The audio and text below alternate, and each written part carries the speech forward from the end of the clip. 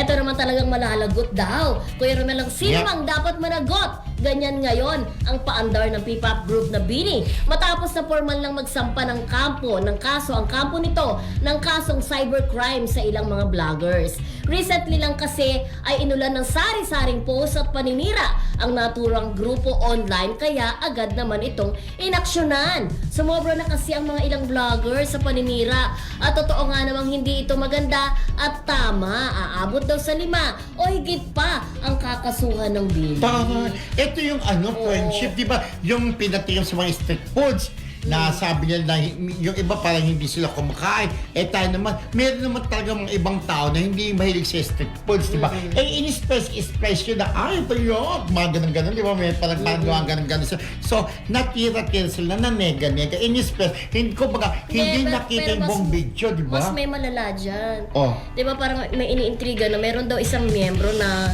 John Tis? Oo, di ba? Kaya mas below the belt. Na mas parang syempre hindi nila yung gagawin yung unang-una may karoon sila na alam nila na bawal sa kanila yung gano'n, di ba? Kaya maintindihan natin itong kasi minsan mga content creator friendship para lang talaga yung mapanood sila, maraming views. Pero hindi ito ang first time, ha? Naalala ko din diba, dati. Kay Atty. Jojit, di ba lagi silang nag-ano ng nung nakaraan, di ba? Yung mga, itong BINI talaga, hindi rin sila nawawala ng issue. Parang SB19 din, di ba? Pero hindi, mas matindi para sa akin ng BINI, yung pinagdadaanan nila, di ba?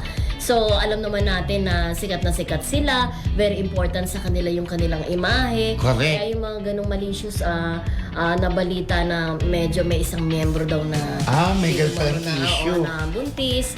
So, talagang kailangan bigyan ng leksyon kung sino man ang dapat bigyan ng leksyon. Dahil yung mga ito, pinangangalagaan nilang kanilang imahe. Pero di ba parang ang sabi daw pa, ang pagkakaalam ko, bawat isang member ng BINI ay 1 million ang hinihingi na daños perwisyosos.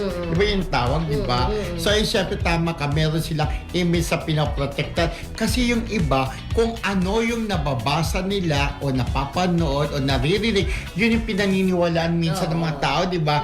So, tama ka naman, matindi diba rin talaga matindi rin talaga yung yung inabot nila dun sa street food, di ba? Yung parang di ba? Dati ka namang PG, mga ganun, di ba? Pero yung bilas natin before yung mga reaction ng mga netizen, pero sabi nga natin na pinagtanggol din natin ang BINI, may mga tao din naman talaga na hindi may street food. Ako mahilig. Next time na lang siguro, be careful na lang. Lalo na pag pagkain Pinoy kasi nakuha ko din naman yung point ng iba na parang dapat nga medyo i-promote mo yung sariling pagkain natin, di ba? Parang ang dating sa iba kasi parang nandiri dun sa street food.